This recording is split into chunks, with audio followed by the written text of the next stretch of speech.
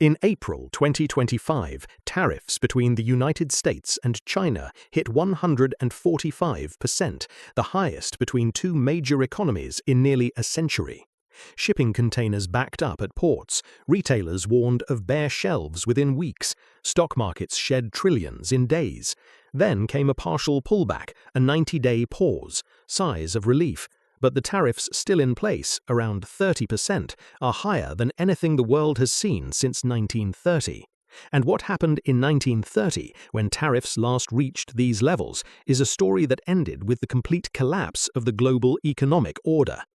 Trade wars follow a pattern so consistent that economists have a name for it: the retaliation spiral. One side imposes tariffs to protect domestic industry, the other retaliates to avoid looking weak. Each round of escalation makes backing down politically harder, even as the economic damage mounts on both sides. And here's the part of the pattern that should concern everyone. In the three major trade wars of the last 2 centuries, the economic conflict didn't stay economic. Twice, it contributed directly to shooting wars. Not because tariffs cause wars, because tariffs create the conditions, mutual resentment, economic pain, nationalist fury, within which wars become thinkable.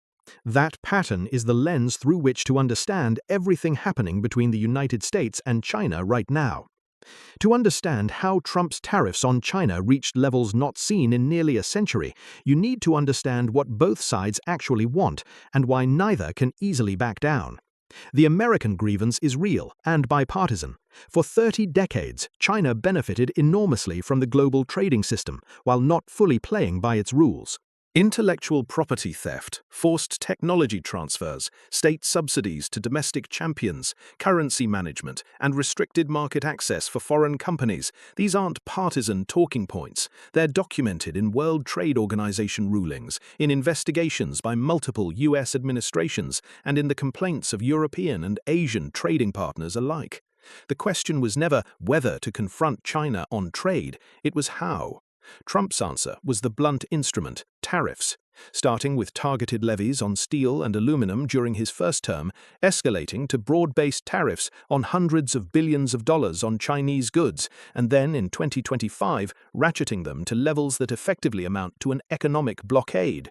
The logic is straightforward. Make Chinese goods so expensive that manufacturing returns to America. Punish Beijing until it changes its behavior. China's position is equally entrenched. Beijing views these tariffs not as trade policy, but as a strategic containment, an attempt to slow China's rise as a technological and military power. From Beijing's perspective, the United States is trying to kick away the ladder every developed nation climbed. First, you industrialize using every available advantage, protectionism, subsidies, cheap labor, and once you're rich, you demand everyone else play fair. There's uncomfortable historical truth in that framing. Britain did it, America did it in the 19th century, Japan and South Korea did it in the 20th. Every industrial power in history protected its infant industries before becoming a champion of free trade. So both sides have legitimate arguments. Both sides have domestic political reasons they can't back down. Trump staked his presidency on toughness with China. Xi Jinping cannot appear to capitulate to foreign pressure without undermining the nationalist legitimacy the Communist Party depends on. And both are locked into a retaliation spiral, with structural forces pushing escalation and almost nothing pushing compromise. That dynamic, legitimate grievance, escalating retaliation, and political inability to de-escalate is the signature of every trade war that went catastrophically wrong. And the most devastating example started with a senator from Utah trying to help farmers.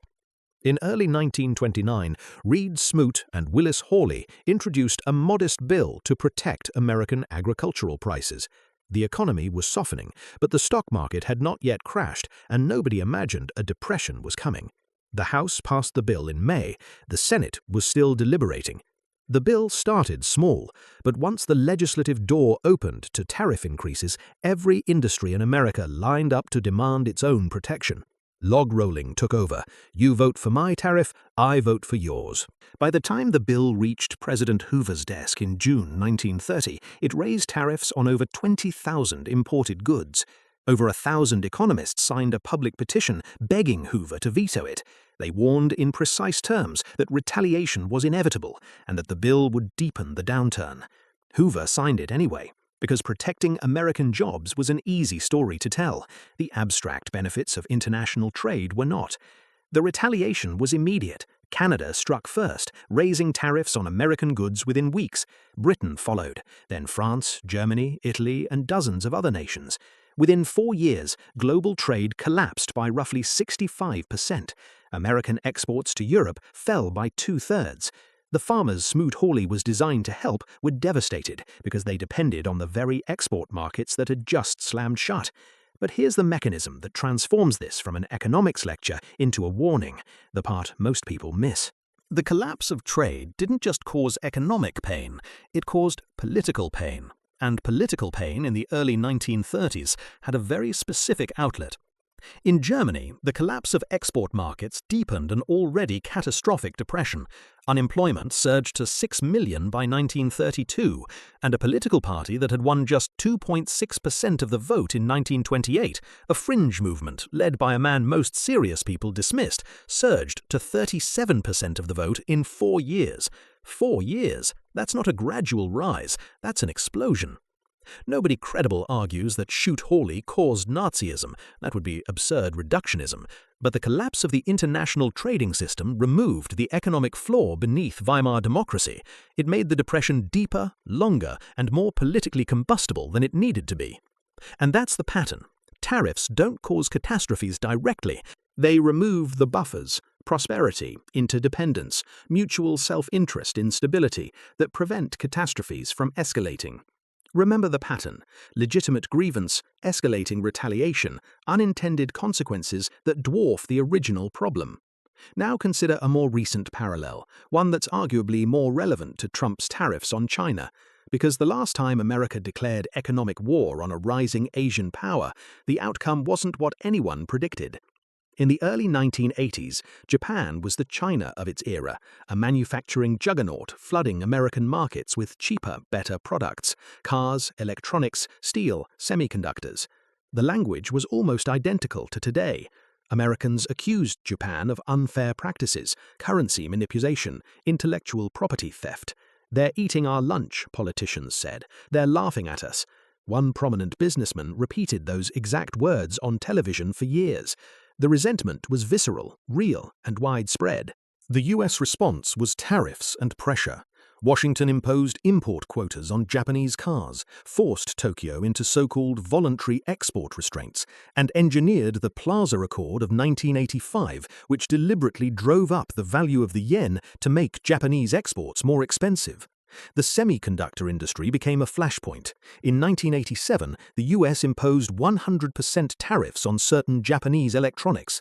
But here's where the parallel diverges, and the divergence is instructive. Japan didn't retaliate. It couldn't. Japan was a military ally, dependent on the American security umbrella, hosting tens of thousands of US troops on its soil. Its political leaders calculated that absorbing economic punishment was preferable to confrontation with their protector. Tokyo agreed to restraints, opened some markets, and adjusted its currency. The consequences were profound and largely unintended. The strong yen and the loose monetary policy Japan adopted to offset trade restrictions inflated a massive asset bubble in stocks and real estate. When that bubble burst in 1991, Japan entered what economists call the lost decade, though it's now been 3 lost decades of stagnation. The country that was supposed to overtake America as the world's largest economy never did. The lesson most people draw from this is trade pressure works. America confronted Japan and won. But that reading misses the crucial variable. The US-Japan trade confrontation was manageable because Japan was a security dependent that chose not to retaliate. China is not Japan. China is a nuclear-armed strategic competitor with the world's second-largest military budget, its own sphere of influence, its own technological ambitions, and absolutely no intention of quietly accepting a managed decline. Applying the 1980s playbook, pressure until they capitulate, to a rival that will hit back at every escalation is a fundamentally different proposition. And hitting back is exactly what the broader historical record shows. Napoleon tried economic warfare with the Continental system of 1806, a trade blockade designed to strangle Britain's economy. It didn't strangle Britain, it strangled Europe. French allies chafed under the restrictions, smuggling became epidemic, and the enforcement of the blockade eventually drew Napoleon into the catastrophic invasion of Russia in 1812. The trade war became a real war because the logic of escalation demanded ever more extreme enforcement. A century later, the protectionist wave of the late 19th century contributed to the imperial rivalries that made the First World War possible. Countries that couldn't access markets through trade sought to secure them through conquest. The scramble for colonies was, beneath the flags and ideologies, a scramble for captive markets and raw materials. When the system of imperial trade blocs finally collided in 1914, the cost was 37 million casualties. To be clear, nobody serious is arguing that Trump's tariffs on China will cause a world war. That comparison would be irresponsible. But the mechanism, economic confrontation creating political resentment, narrowing diplomatic options, making military posturing more attractive, is the same mechanism that operated before every major conflict of the last 2 centuries. The temperature is different, the thermodynamics are the same. So what does the pattern predict about where the US-China tariff confrontation goes from here? The historical record suggests 3 things. First, partial truces don't resolve the underlying tensions. Smoot-Hawley wasn't repealed overnight. It took years and a world war to fully dismantle the protectionist order it created. The 90-day pauses and partial rollbacks between Washington and Beijing may lower the temperature, but they don't address the structural collision between a rising power, determined to keep rising, and an established power, determined to maintain its position. Every previous temporary truce in a trade war was followed by re-escalation once the political pressure returned. Second, the economic pain won't be distributed equally, and the political consequences of that unequal pain are unpredictable. In America, tariffs function as a consumption tax. They raise prices on imported goods, hitting lower-income consumers hardest. In China, they threaten export-dependent industries and the livelihoods of millions of factory workers in coastal provinces. Both populations will feel the squeeze. Both will need someone to blame. And historically, that blame gets directed outward. Third, and this is the most important lesson the historical pattern offers, the countries that navigated trade disputes most successfully did so not through escalation, but through institutional negotiation. The post-World War II trading system wasn't built because free trade is an abstract ideal. It was built because the architects of the post-war order, people who had lived through Smoot-Hawley, through the collapse of global trade, through the political catastrophe that followed, understood from brutal experience that economic interdependence is the strongest insurance against military conflict. The GATT, the WTO, the dense web of trade agreements that connected the global economy for 70 decades, these institutions were designed specifically to prevent the retaliation spiral. That system was imperfect. It allowed China to benefit enormously while not fully reciprocating.